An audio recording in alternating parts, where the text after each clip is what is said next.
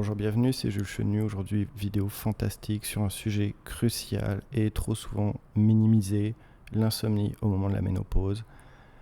Les études démontrent que 65% des femmes vont expérimenter de l'insomnie et une faible quantité de sommeil pendant leur transition ménopausique.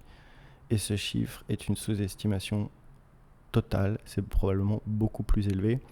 Le problème majeur durant cette période, c'est pas la difficulté à s'endormir, c'est vraiment le maintien du sommeil. Le problème, c'est se réveiller avec des bouffées de chaleur.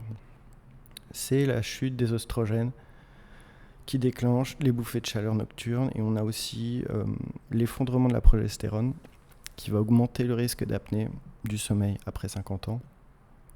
Et du coup, le sujet, elle se réveille avec des bouffées de chaleur, elle se réveille fréquemment durant la nuit. Et surtout, c'est quelqu'un qui va mettre beaucoup de temps à se rendormir, et ce qui va créer beaucoup de stress et d'inquiétude autour du sommeil. Faut-il envisager une thérapie hormonale ? C'est une discussion vraiment essentielle à avoir avec votre docteur et votre gynéco, ou votre gynéco directement, votre gynécologue.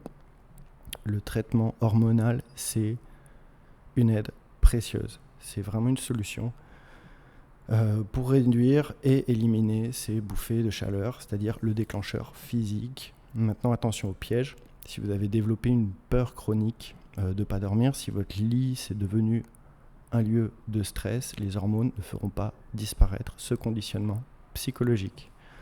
Donc voilà, le traitement hormonal, super médical, il va réparer le terrain biologique, mais le travail comportemental, c'est celui-là vraiment qui va réapprendre à votre cerveau à s'endormir sereinement, et les deux approches vont être complémentaires.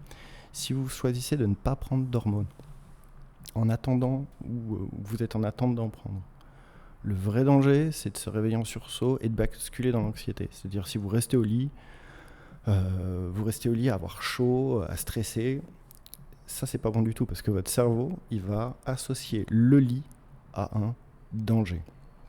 Donc si vous vous réveillez anxieuse, quittez le lit. C'est très important. Allez faire une activité relaxante, et ensuite ne vous recouchez que lorsque la somnolence revient.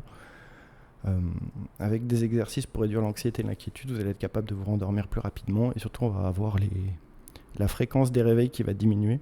Donc ça, c'est quelque chose à mettre en place. Et en parallèle, sans tomber dans l'obsession, réduire l'alcool, le café, la nourriture épicée. C'est trois choses qui vont aggraver les bouffées de chaleur. L'alcool, le café, la nourriture épicée, ça on va éviter, surtout dans le dernier tiers de la journée. Utiliser un ventilateur près du lit, ça c'est super bien. Porter des vêtements légers, c'est super bien. Tout le reste s'applique, bien évidemment. Le dernier point, c'est si la chaleur corporelle de votre partenaire vous pèse, et si c'est contraignant pour votre partenaire que vous vous réveillez la nuit, n'hésitez pas à faire chambre à part pour la durée nécessaire. Vous ne pouvez pas contrôler vos hormones, mais vous pouvez entraîner votre cerveau à ne plus avoir peur de ces réveils, à que ça se passe bien. Le temps, voilà. Je vous ai dit mon opinion sur les thérapies hormonales. Pour résumer cette vidéo, les fluctuations hormonales de la ménopause vont déclencher des réveils physiques, des bouffées de chaleur.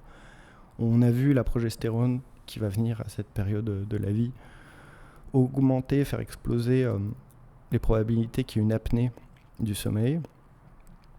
Cependant, la transition vers l'insomnie chronique survient lorsque ces éveils physiques sont gérés avec anxiété. C'est en appliquant le contrôle des stimulus, c'est-à-dire en sortant de votre lit. C'est-à-dire que si vous vous réveillez en chaleur, en état d'éveil anxieux, quittez le lit pour ne pas assimiler, pour ne pas associer le lit à de l'anxiété. Ça, c'est le truc à faire. On quitte le lit, relaxation. On attend que la somnolence revienne. Et surtout, on va mettre en place toutes ces ces ajustements thermiques, un petit ventilo, des vêtements légers. Je répète, café, alcool, la nourriture épicée, on enlève. Et si votre conjoint, votre partenaire, c'est un chaudron, ça peut être intéressant de faire chambre à part juste durant cette période. Voilà. À bientôt.